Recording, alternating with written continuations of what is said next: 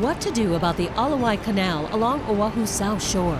The government has a plan to prevent catastrophic flooding of Waikīkī and surrounding communities during a major storm. But the plan has faced criticism on many fronts, including from residents who would lose land for flood mitigation efforts and others who claimed there was not enough public input. What do you think? Tonight's live broadcast and live stream of insights on PBS Hawaiʻi start now.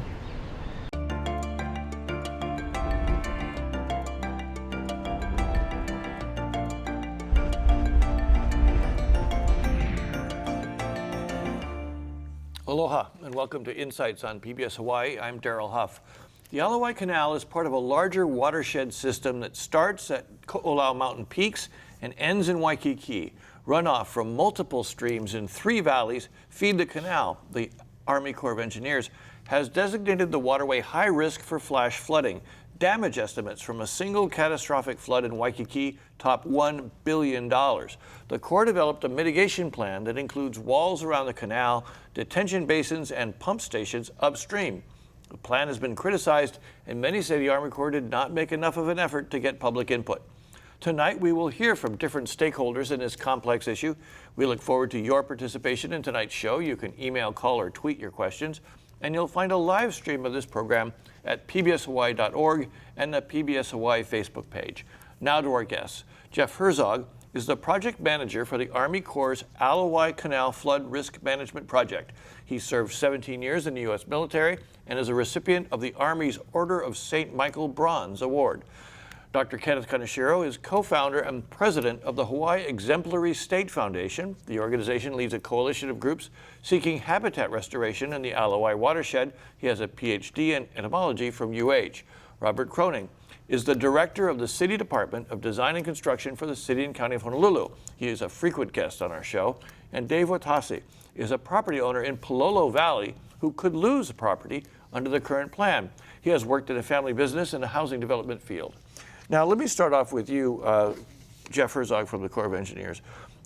Describe what this watershed looks like. I mean, what are we talking about? Where does it go from where to where, and how does the water flow? And we'll have a little bit of graphic while you describe this. Yeah, very good. Thank you, first of all, for having us this evening. It's a pleasure. And so what's unique about this watershed and what differs from many of the watersheds that we may be familiar with on the mainland, specifically like the Mississippi Valley or those longer watersheds, is this is a very short watershed. And it's a very steep watershed. From the top of the Ko'olau Mountains, like you mentioned, down to the ocean is approximately 4 miles. And what you're talking about is over 100 inches of rain at the top of the Ko'olau Mountains, and you're talking about 20 to 50 inches of rain down in Waikīkī. So you're talking about very flashy nature flood events, and this can be seen throughout just recent history. April of 2018 with the Anaheina and Hawaii Hahaioni Valley, 10 inches of rain in 5 hours. Now let me show you all, take a look at this. This is an animation put together by the PBS staff here, showing the way water now flows down. Dave Watasi here, it's going by your property, going down into Manoa, and then it's just fascinating to watch how this twists and turns and goes around and comes around and makes hard lefts, hard rights, and then matches up here with Manoa Stream, comes down.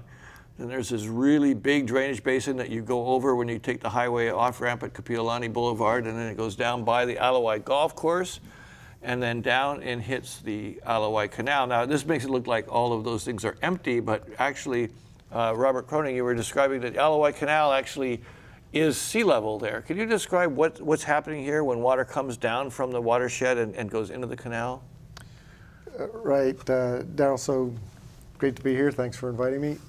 The Ala Wai Canal, the entire canal is tidally influenced. So wherever the level of the sea is the same level as the canal. And that includes certain of the channels that actually empty into the canal. That sea level, that tidal level will go up into those streams somewhat. And at this area, at the Manoa Pololo drainage channel, it sometimes gets up close to the H1 crossing. Dr. Kaneshiro, you're looking at natural watershed, but to me this strikes me as being a very unnatural situation now with all these houses and homes and roads and, you know, man-made streams or man-made canals instead of streams. I mean, what have we got going on here in terms of the plumbing of this place? Yeah, so the way we look at it is it's really 5 different parts. So you have the upper watershed, you know, above the upper Manoa Valley and Palolo and so on. And then you have a very dense urban core. Then you have the canal itself.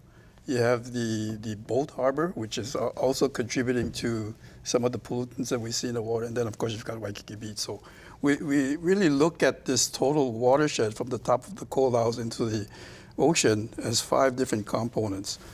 And so you're correct in that it's not natural anymore because you've got very dense residences. You got, you know, these tall hotels down in Waikīkī.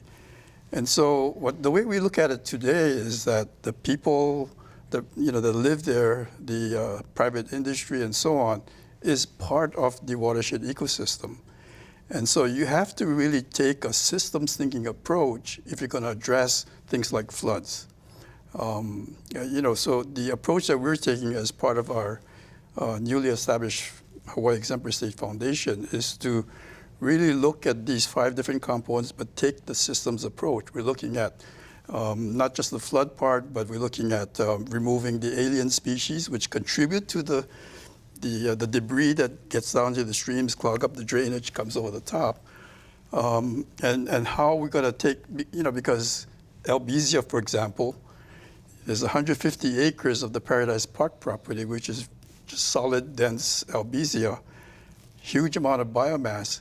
To harvest one single albizia tree is very expensive. What you're saying, though, is you're basically saying that upstream, it's as unnatural as downstream right now, and if you have a natural system upstream, then maybe you have less flooding problem downstream. Exactly. Let me ask David Watase, as a longtime resident of the area, property owner, what are your concerns about flooding there? I mean, do you have a concern about big floods and the way the streams and stuff are organized up there? Well, I'm for protecting Waikīkī. I think everybody understands the economic ramifications if Waikīkī gets hit by a big flood. I'm also concerned with protecting the upper watershed. And this plan is not a comprehensive plan. There's many areas from Iolani to H1, from Makali to McKinley High School, and many areas in Makīkī where the modeling shows that it still floods. And it protects Waikīkī only. Let me go over here to Mr. Herzog. Go ahead and, you know, we were talking earlier about, you know, what's at stake here. Do you feel like if we don't do this project, you're going to end up with tremendous cost to the community here? So we did an analysis as to determine what are the benefits, but first let me say that we couldn't agree with you more that you can't just address flooding in Waikīkī without addressing the folks in Moilili, Makali, and you can't address those without looking what's going on in the upper watershed. And so there's a lot of misunderstanding that's going on in the upper watershed because there's a lot of folks who say we've never flooded, the water passes through here just fine, it's a very steep channel. And that may very well be true, but like the doctor said, the water starts here and travels down. What's also unique about the state of Hawaii is that your residents own property that goes right up to the middle of the stream. And so there becomes a challenge for how much can you do within the stream without interrupting. And then you have the fact that it is unnatural and you have all these albizia trees, but unfortunately because they've been there for such a long time, that has become habitat for endangered species, and so there's concern with that. And if the solution is to just clean out all the albizia, so what you're actually doing is you're increasing the flow of the water, and the issue is not that we have rain at the top and rain at the bottom. It's that we being the developers in the 50s and 60s, and even before that in 1921, when they first constructed the Ala Wai Canal, they developed it for their current needs, not thinking and looking into the future. Correct. And I think we can all agree on that. Let me go to Robert Crotty for the city, though. What do you see as at stake as what is it necessary to do a project such as this? when we talk specifically, we talk a lot about the Ala Wai and Waikīkī. What would the city say is at stake there? Well, so we certainly believe that public safety is one of the most important things that the government does, all three levels of government, federal, state, local. So it's an obligation for us to do this, to make sure that we're trying to provide as much public safety as possible. We understand that we've got to work with what we have now. So I know there's idealistic ideas to go way back to the way the ahupua'as were, many, many years ago. But realistically, we can't do that. But what we can do is work with what we have. We understand that the flood canal project is one piece of the larger puzzle, right? So it's an important project to do. It's going to provide a very important level of safety and economic safety and human safety. But a lot more things have to be done in conjunction with that. Darryl, at various public hearings and stuff, Robert has mentioned the concern for safety. And I think we're all concerned with safety. But as far as the Army Corps in their EIS, there's no claim of anybody or any quantity of people getting hurt or deaths. Whereas, for example, if a Category 4 hurricane hit the islands, there's a projection of up to $43 billion of damage and 500 deaths.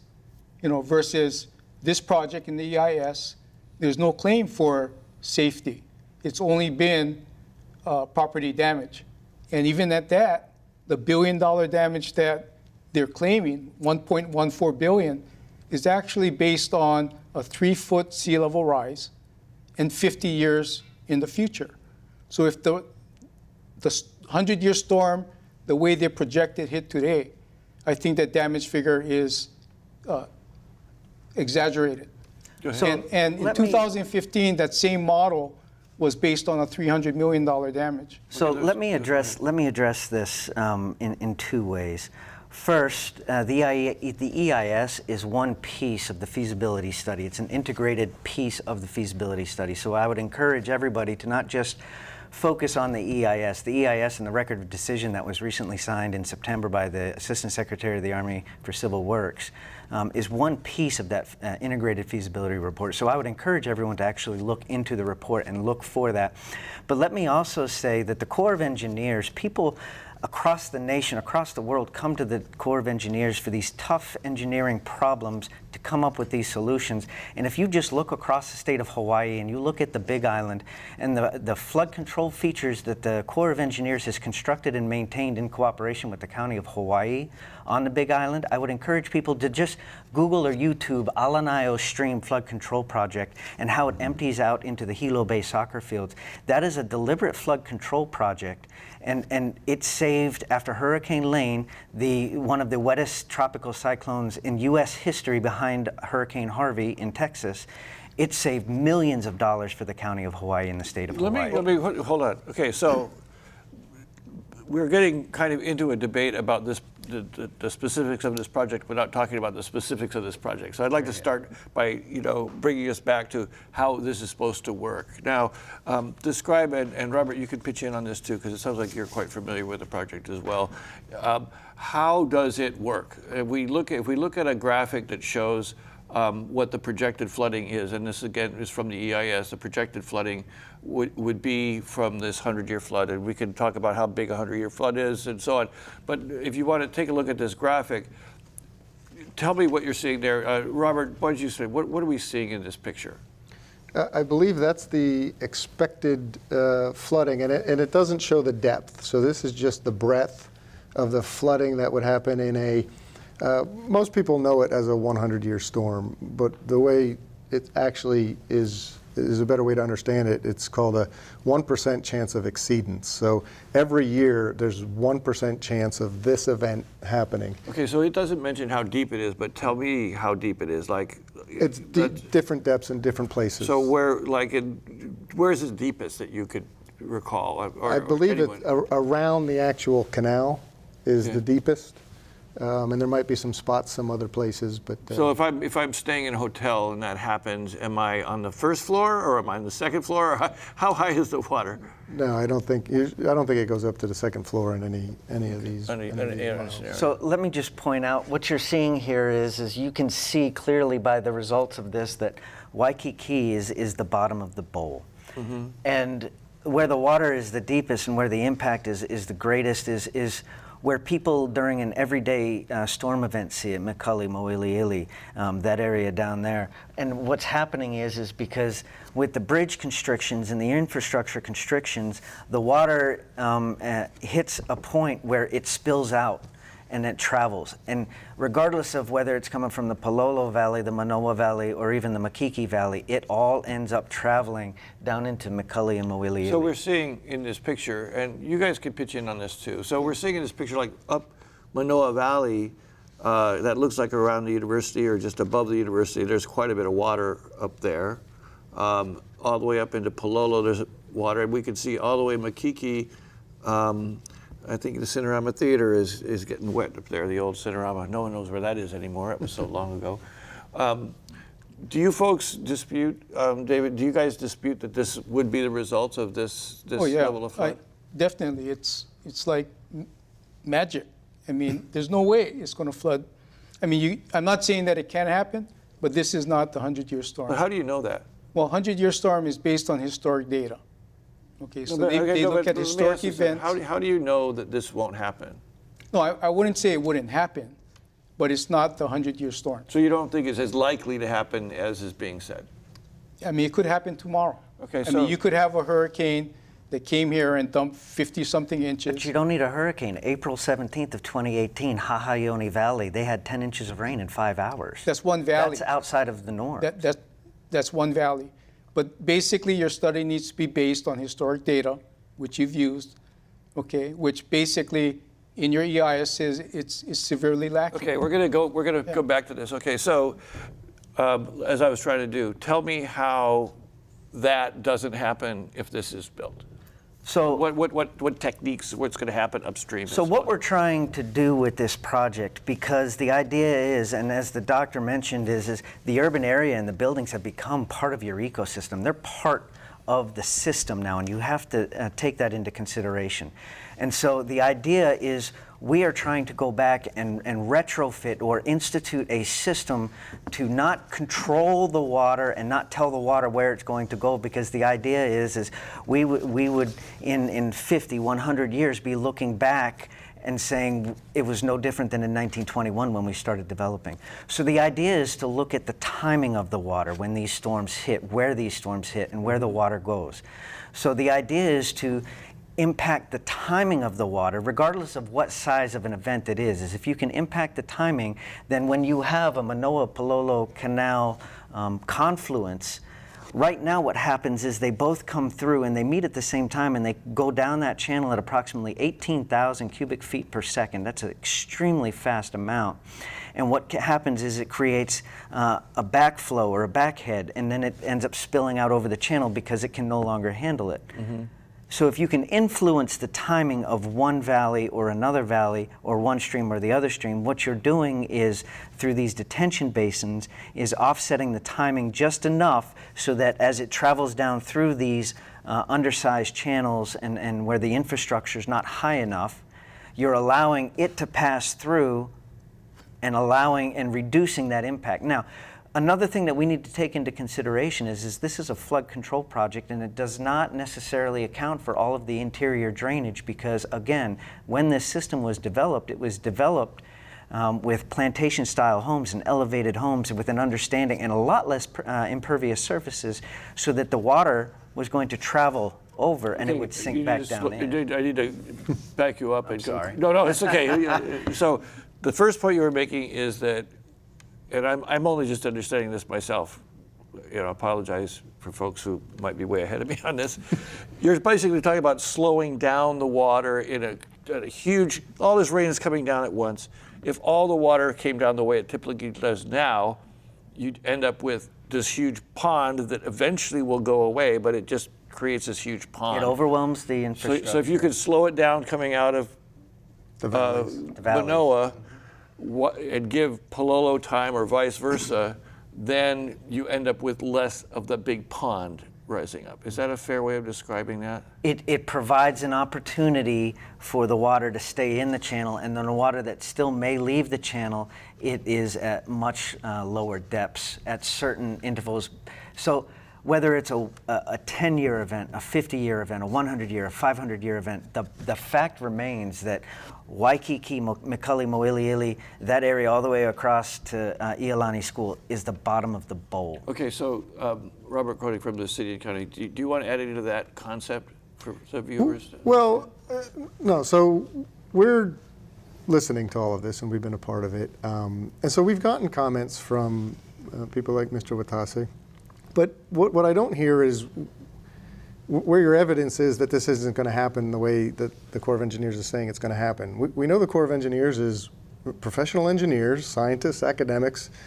They study this. They study this all over the place. They've developed models. They work with all these different organizations, and they have laboratories themselves, and they do these tests, and they've come up with this model. And this model is as good as is out there. So that just sets the base data of what we need to work with, and we're comfortable with working with that. So yes, the way Jeff here described how it's going to be done, it was done through the process of the feasibility study. There were several different options that were studied, and so this is the one that was deemed to be the most appropriate solution to this problem, is the idea of because the rain falls in the valleys. I mean, anybody knows, you go to Waikīkī, it never rains there. But that's where all the water ends up. So it makes sense to hold some of it in the upper valleys, to let everything else, because in the end, just like you were saying, I think your description was very good about kind of creating a pond. That pond, as the water fills it in, does have an exit. It's the ocean. It eventually goes out to the ocean. But if it fills up too fast, that's what causes this flooding that you saw. Okay, let me give Mr. Watase a chance to explain. We kind of rehearsed this a little bit earlier. Describe your property and what would happen to it under this proposal. The property you've got in Palolo. They would require my property to put the detention basin there. I dispute that the detention basin is needed. No, I understand that part, but just let's talk about what a detention basin would be at your property. I mean, there's no house there right now, but it's a valley, right? Yeah, the detention basin is an earth embankment, and it's maybe 120 feet across, 180 feet wide. It's kind of like shaped like a pyramid. There's a pipe conduit running through it that basically minimizes the amount of flow that can go through. Any storm that's bigger than the design to allow to go through the water will be retained, okay, and released at a steady pace. And that's the purpose of the detention basin. I understand that. Okay, what I'm questioning is there's other alternatives, better alternatives that can be pursued that can still satisfy and protect the public and protect Waikīkī. In Palolo Valley, as example, your chart for damage shows $7,000 in Palolo Valley, yet you're placing 2 detention basins in Palolo Valley. Okay, I think a lot of the detention areas can be accomplished on the bottom end as far as alternatives. One would be the floodgate flood pump, which also was looked at in the EIS. And we have floodgates and pump stations in the project. I'm saying a floodgate or lock system where basically it would also protect the canal and all the drainage going into the Ala Wai Canal from sea level rise, tide surges from hurricanes and storms, and king tides. Okay, this project does not protect from that, and we won't have to retrofit every single storm drainage outlet with a mechanical cap because you plan on building a wall to hold the water. The ocean's only a quarter mile away. You know, to me, the object is to get the water from the canal to the ocean as quickly as possible. You know, you can have a spillway through Kapilani Park. You can have a spillway under a road going straight to the ocean. 1 second here. There are probably 1,000 different things you can do differently to this project. And so everything Mr. Watasi is saying, he has said several times. This is not the first time this has been said. And every time it's analyzed and it's reviewed and taken into account that if there's a possible way, I can guarantee you, we, the city, have no desire to take anybody's property. And so we've been putting pressure on the Corps ourselves to say, let's see if there is something we can do to tweak. And the answer is basically, we will try. And so the stage that we are right now with the development of this is a 30% design. And as he mentioned, they're doing, now getting into the modeling that's a little more detailed. As we get more data, there will be tweaks and changes to the current proposal. Obviously, if there's anything we can do that can save anybody's property, we'll do that, because we'll make sure we'll make sure that they do it. Let me give Dr. Kaneshiro a chance to weigh in here. Your own feelings about the structure of this, and are there alternatives that you've seen that might be able to deal with this kind of an event? I think that one of the things that happens is we talk about flooding at this level, this level, this level. We're talking about if you had this kind of event, what do you think would be effective at preventing it? Well, let me jump in with a couple of things. And one was one of the things that Jeff brought up, and that's if you were to really remove the 150 acres of albizia, you're going to have this open, bare soil. And it's going, but that's not the plan. Again, as I mentioned earlier, our idea is to take a system thinking approach. And so we will actually harvest the albizia in stages and use that biomass for energy production. So biomass to energy. Okay, but from a bigger point of view, I mean, you're talking about one area now. How would that solve this problem? Well, I mean, it may actually help to mitigate where some of these detention dams might be placed. For example, it might not necessarily be placed in Dave Watasi's But what property. you're describing is more of a tweak than as opposed to a whole. Well, it's an ecosystem restoration project, and so, as I said, by taking a system-thinking approach, removing the alien species like albizia, replanting with kukui nut, which has the nut itself is a very effective biomass for energy production. We can use hydroelectric. And so we can actually establish a microgrid for producing energy in that Manoa area. I'm sorry to interrupt because I want to make sure. I've got a lot of questions from viewers here, as you guys can see, and I really do want to do this. But I know there's many watershed restoration projects going on around the country, around the islands, to get to a natural. If you actually had healthy natural forests above this watershed, how would that make a difference? Without the kind of channelization that's been done, yeah, I mean, you kind of joked about how the stream... We're stuck with the channelization that we've got for the most part, yeah, right? Well, but you said if it was a totally natural thing, which the stream naturally would meander, and some of that will actually help to prevent the... it'll slow down the water like what's the intent. I've got to get to some of these questions. So I apologize. Okay, so there's a number of questions that are coming in about the Ala Wai Canal itself. Wasn't the Diamond Head side of the original pre-1920s construction of the Ala Wai dammed up, stopping the natural flow? And then someone else also asked, well, why don't you just have the other end of the Ala Wai go out through Kapilani Park as originally designed?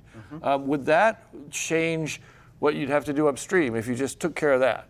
So the answer to your question is no, but there's two reasons for it. Number one, the infrastructure from the top to the bottom doesn't change. If you create the second exit, what you would be doing is potentially, it would be an alternative, and I'm not saying that alternative wouldn't work, to getting the water out faster.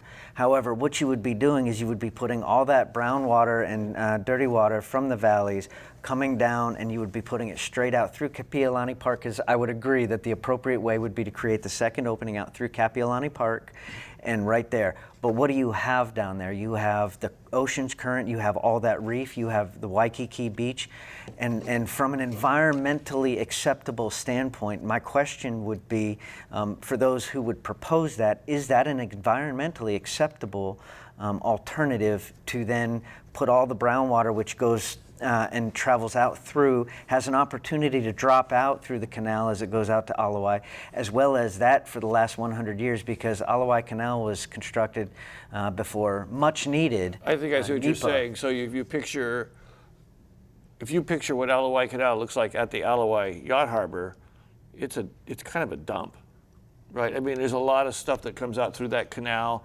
Maybe dredging will help, but there's a lot of trash that comes down through there. And what you're saying is, if you put another channel out through Kapi'olani Park, all the beaches over there would be changed forever by the movement of that water. Well, we believe that's why that design was never completed in the first place, because that was the original plan.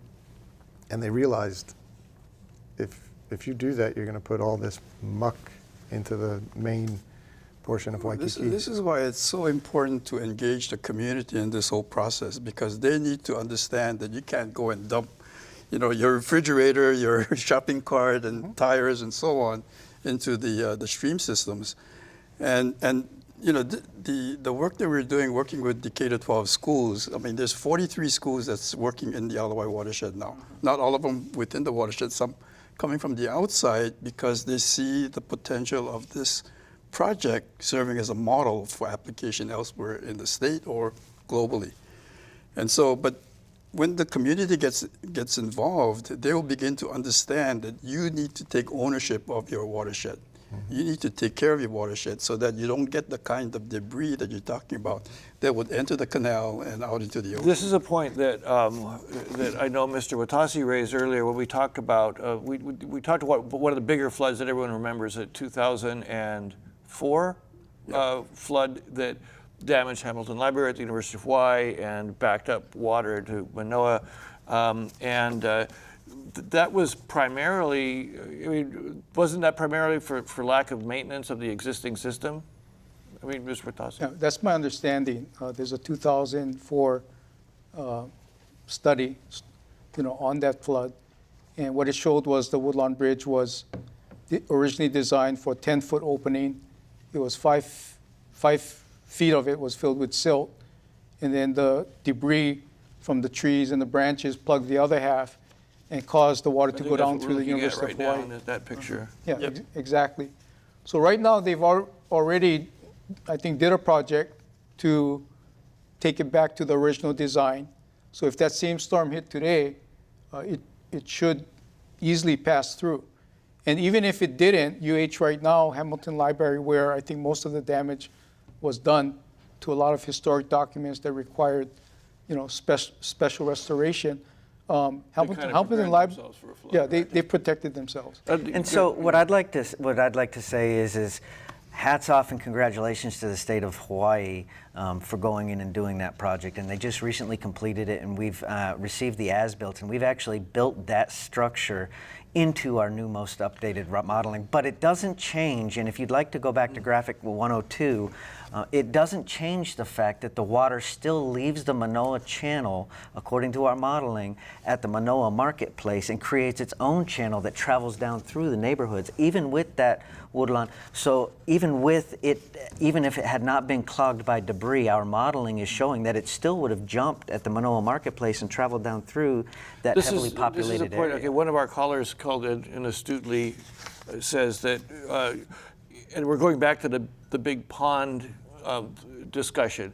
She points out that when it gets really bad, it's the water coming upstream that floods. It's not the water coming down. That is, the pond comes like this and it goes back and backfills into these areas, right? It's not so much, you're less concerned about the water coming out of the valleys than the water that ponds at the bottom of the bowl, as you say. Is that fair to say?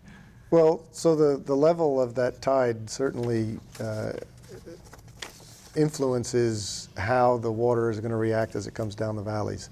And so the perfect storm, which is in a bad sense, is super high tides and a storm that's bringing a bunch of water down. Because the top of the sea level is basically the bottom of the basin that you're creating to handle all this water, to let it slowly go out into the ocean. So yes, the sea level coming in certainly affects some of the flooding that may happen. Yeah, we're looking at pictures now of the Ala Wai at a fairly higher tide right now, it looks like in that picture.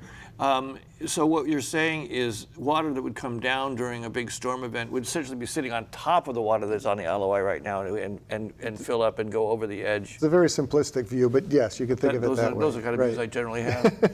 Daryl, the situation with the Ala Wai is it's flat, and because it's flat, there's no slope. And because there's no slope, there's no velocity in the flow, meaning the water can come down from Manoa, Palolo, Waikīkī, hit the Ala Wai, and it doesn't exit to the ocean because it's flat. So what we've been saying should be looked at as an alternative is to pump the water, to move the water beyond 1 foot per second, okay, and move it closer to the ocean, get it away from the confluence areas, and also, if you put a gate, okay, you don't have a situation where you have an incoming high tide, a tide surge, could be a 5-foot tide surge from a windstorm, right? And the water's trying to get out, and the water's actually entering the canal, and it doesn't drain. Let me interrupt you because I do have another caller who called in and said, well, wait a minute, isn't Waikīkī going to get flooded by just the higher tide anyway? So we should be worried about that more than this? I mean, Well, that's one of the callers, yeah. right, the walls or the levees that will go around the canal will help prevent some of that coming from the canal side. So the project it does take into account some sea level rise and should prevent that from happening. Is that what the wall is along the Ala Wai primarily for, or is it also for? Well, it's to handle, remember, this is a project that's handling the flood. So it's the water that's going to come down, the rain event, the big rain event that's going to cause the water coming down from the valley and prevent it from going into Waikīkī and instead go out the canal the way it's supposed to. There will be a pump there that helps push it out. There's been all the things that, again, Mr. Watasi said have been analyzed, and so the pump will be put at a proper place that makes sense. But as I've said several times, this is all one piece of a puzzle, right? So you're right. A lot of the work up in the valleys about what we can do with the land to make it absorb better, make it capture water better. One of the things, though, that some people have a misconception about is that you can resolve the problem like that. But the amount of water, what people don't really realize is the volume of water that we expect to come is tremendous. I mean, I think you've heard people talk about rain bombs. Those are happening. That's kind of one of the things that happened in the Wailupe area, the Hawai'i area. It just comes so fast and so big that the trees aren't going to absorb it, and it's still going to come down and end up. So it's one piece of the puzzle. Very important question that's being raised by a lot of our callers. What is the long-term plan to maintain this basin and monitor it on a regular basis? This is this basin, we're talking about a number of structures, 9 at least upstream, along with what's going on in the Ala Wai. Let me start with that one. Okay. A lot of this has to do with just the maintenance piece itself, and that's going to fall on the city and county. Is there any question about that? No. Okay. No question. But there's 2 pieces to it. The first piece is the one that you alluded to about the debris. And that's not really part of the project at all. That's something that we have to do. We have to clean out the debris, and we're building some structures that may help with that. Like you said, the state project under that bridge. But we also have the difficulties come with some of the property ownership along this place, and so there's only so many things we can do to make people clean up. But we have recently enacted legislation that allows our Department of Facility Maintenance to enforce cleanliness of the streams a lot better than we used to be able to. There were certain places we could tell people that you should clean this up, but if they don't, there's nothing we could really do to do that. And now we have more authorities. Yeah, but Robert, even the areas that you have access to You don't clean.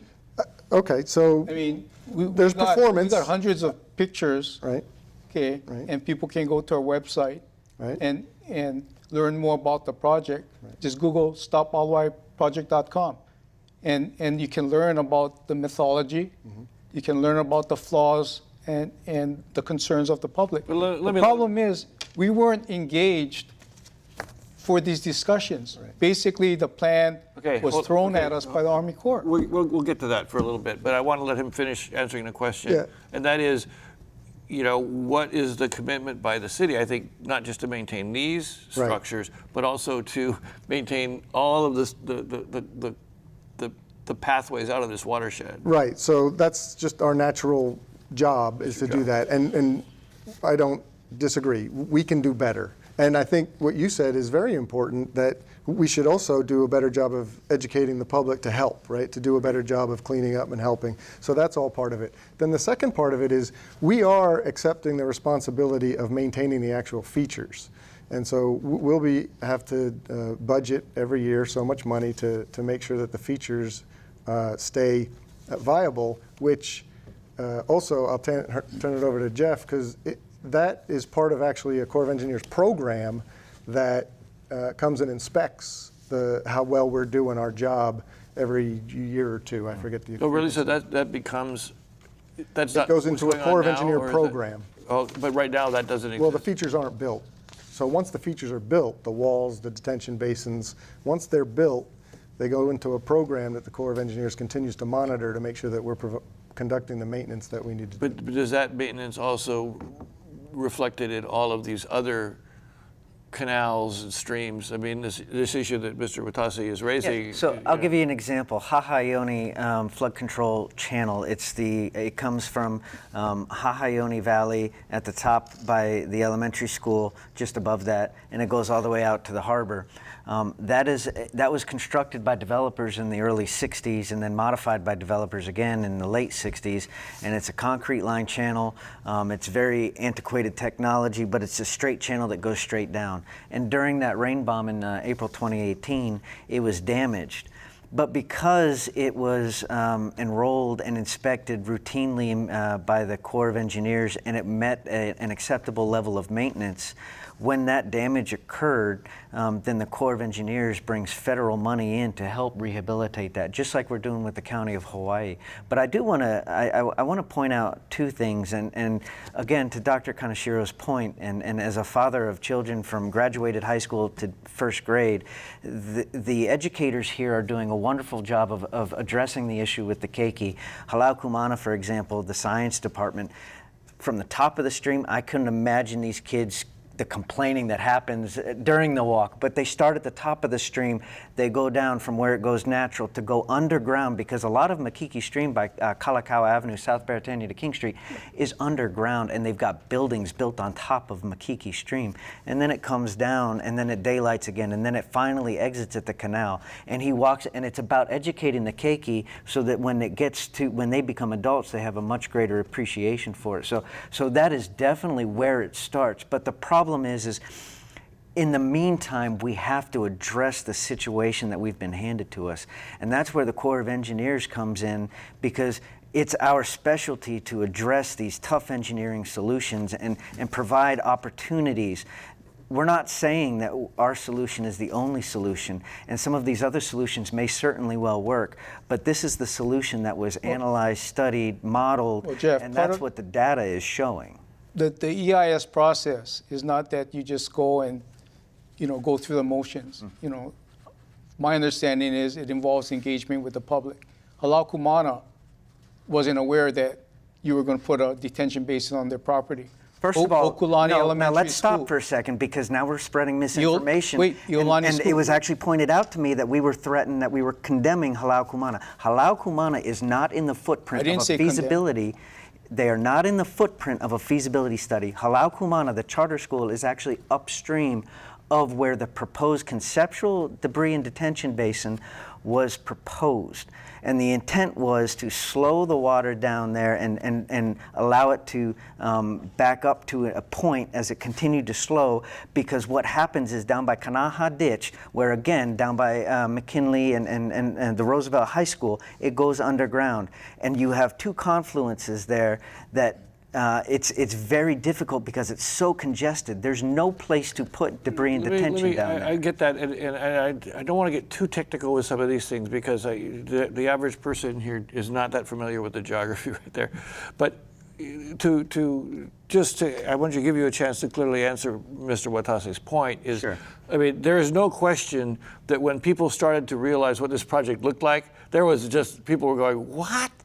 You know, and how do you address that? I mean, what happened with the what? Sure, sure. You know? The process began back in 1998. In 2012, the Corps of Engineers was directed by Congress to change its study timeline and its path and what they wanted to see come out of the study. So from when it began, they changed the process? They changed the process. So in 2012, we did a rescoping. Now, I am not here to tell Dave or anybody else, because I was not the project program manager at the time of this study. I'm not here to say that we went door to door. I will say that it was documented, reviewed by state and agencies, that we did several engagements, 44 documented. Was it with the right audience? I'm not here to pass that judgment, but what I can tell you is, and Dave and anybody else can attest to this, since I came on this project, I have been very willing to engage, communicate. I've gone to neighborhood boards. We held a very contentious meeting in Manoa, but it was necessary because it was the start of this phase that everybody's looking for. Everyone's looking for this delay. There's no need to delay, because that's the phase of the project that we're in, where we refine our data, which includes engaging the community to say, this is what our refined modeling is showing. Is this what you're seeing on the ground? Just like we've done the last couple of weeks, specifically with Hokulani Elementary School and Kanawai Field, the multipurpose. We went out and we spoke with that custodian who's been there for over 20 years. And we said, this is what our modeling is showing. What are you seeing? And he showed us where around Hokulani Elementary School and those retention walls that the homes have, the water gets up to over 4 feet tall. Mr. Koenig, Robert Koenig from the city, do you expect that through this process and what you're seeing that some of these pieces will be modified? Certainly. I mean, there's still community input that's coming in. And there's certain things that we at the city also have some concerns over the project. And this week, in fact, these 2 weeks, we're working hand in hand with the Corps of Engineers in a workshop that they're doing on some of the they're furthering the details of the project, right? We're going over some more details on the hydrology, on the effects, on the different models. And we know already there are things that are different now that we have better information than we had before, and they will result in certain changes. And we're comfortable that they're the right ones. Well, Jeff, I grew up St. Louis Heights. I played baseball at Kanawai Field. I went to Okalani School 55 years ago. And if you're telling me that the homes over there were filling up 4 feet, I'll go check with the custodian there. Please go talk to the custodian of Hokulani Elementary. Yeah, I know the principal. Okay, so let me get to some viewer questions here. Won't homeowners whose property will be adversely affected be compensated by the city?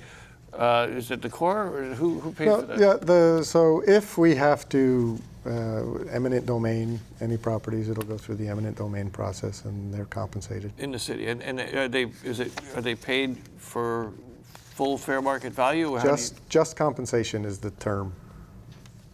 Which means it's what actually generally? Part of Fifth Amendment, right? Okay, who will pay for any cost overruns on this project? Right now, who's paying for the project? We haven't talked about that. Robert? So the state has agreed to pay for the non-federal sponsor portion. 1/3, right? It's 35%. Okay. 35%. And then the federal government has we'll pay the other 65%. And then what's the responsibility of the city then after that? The city's responsibility, from what we've agreed to with the state, is to then take over the, basically we would be in charge of obtaining any land that we need to obtain. And then when the project is, well, providing some oversight to the project as it's being constructed, and then taking over the maintenance, operations and maintenance of it afterwards. An interesting question that didn't occur to me. What about the impact on native animals such as the oope and opai kalole? This is one of the few pristine mountain streams left in urban Honolulu with native stream animals. I'm not sure which stream that would be, but I mean, it's very much degraded, and so all of these native species is very low in population density already. However, because of the work of the K-12 schools and the kids, they've been removing all of the alien species. You know, like 20,000 alien catfish have been removed, and they've actually taken that catfish to a farmer in New Valley, so it's not wasted. And lo and behold, in 2 years, some of the native opo are beginning to reappear. So what that means is it's a terrific indicator of how, by taking care of the ecosystem, you can start to return the watershed into a natural functioning ecosystem. Can I ask a question? Because, you know, we've talked a lot about how hardened so much of the downstream part of this watershed is. Describe the literally canals underground. Would you support Dr. Kaneshiro literally taking property around the streams, making the streams flow more naturally, or are we just way past any kind of... I mean, if it's at all possible, I mean, I think we are way past it, but if it's all any way possible, I mean, I would break up all that concrete channelization and make it more natural. I mean, I think that's something that, if it was feasible at all, would be something that would be that should be done. It's probably important for us to also say, though, that this project is not really adding concrete anywhere, other than maybe a spillway here and there over some of the dams. So one of the misnomers I think people have is that there's going to be all kinds of concrete lined channels now being added. This project doesn't do that. But and your point about maybe taking some that have already been created and breaking them up, I mean, I think that's a great idea, and certainly something that the city's looking into doing, is making things more natural. Yeah, but Robert, every detention basin will destroy up to 1,000 feet of natural stream. So it's not leaving the stream the way it is, you know. So above the detention basin, they're basically excavating 300 to 400 feet of stream. Below the detention basin, there's another 150 feet of riprap to dissipate the force, you know, because the pressure behind the water coming through the detention basin. So you're still taking away thousands of feet of natural stream and altering the natural environment. And we've incorporated mitigation into this. For example, up in the Manoa Valley, we have the black line damselfly. You have to account for the hoary bat. But also, in the record of decision, and I know Dave's familiar with this, is there's 2 authorized projects within Manoa Stream to alter structures that were constructed there to improve the flow and to improve ecosystem habitat in the Manoa Stream. And the second point to that is I couldn't agree more with Dr. Kaneshiro, and that's why the Corps of Engineers at the Honolulu District has committed to working with the City and County of Honolulu and the state of Hawaii, just like we've done across in other counties, in seeking out opportunities for this ecosystem restoration. If there's some place along Waikīkī that we can daylight the stream, then that will clearly increase capacity and potentially provide more opportunities for ecosystem restoration. And those are opportunities that are other pieces of this puzzle. This project is one piece of the puzzle to manage the flood risk for the City and County of Honolulu. Let me, I have 2 questions that are along this line, and I think this might kind of reflect a kind of a misunderstanding of this project, because when you talk about dams, you talk about walls and basins, people are picturing Koloko. I've got 2 questions about Koloko Dam, which on Kauai broke, and it was a reservoir, and caused a tremendous flood. Is there any potential that if these kind of structures could get actually overwhelmed by an even bigger problem and cause more damage if something breaks. Well, you understand. Can I just jump in with Just really briefly, because I've only got a couple quick minutes tap. left. So, I'm not the engineer, but these detention basins, as water comes through, debris comes through, what's the chance that it's going to clog and the water actually? That's a great question, Dr. Kaneshiro, and the answer to that is as these are referred to as debris and detention basins. Yeah. So upstream of that, there's actually detention structures, these steel ballards that would be placed to ensure that the debris doesn't come down and clog the stream. And so that's a very good point. The other point to your is my understanding is that dam on Kauai was a private dam that was illegally altered and modified by the landowner, and he was held accountable for that. But let me explain how the Corps of Engineers works. Is we don't just operate at the Honolulu district. Our review process goes through the U.S. Army Dam Safety Center of Expertise, the Risk Management Center of Expertise, the Levee Safety Center of Expertise. It goes through an independent external review by an agency separate from the Corps. So it's not just the Honolulu district saying, we're good, let's move forward. This goes through several levels. Okay, I've only got like 15 seconds. I give you one chance just to say the most important thing you want to say. Well, number one, the Army Corps abandoned ecosystem. Not 1, 2, 3, 4. One thing. We're almost out of time. They abandoned ecosystem restoration in 2012. They had a 3-year mandate to finish the EIS, and they did not properly engage the public. Had they engaged the public, you wouldn't have the pushback and opposition you have today. The project would be a go. Okay, thank you very much. I had to stop somewhere with somebody, so I appreciate all you guys.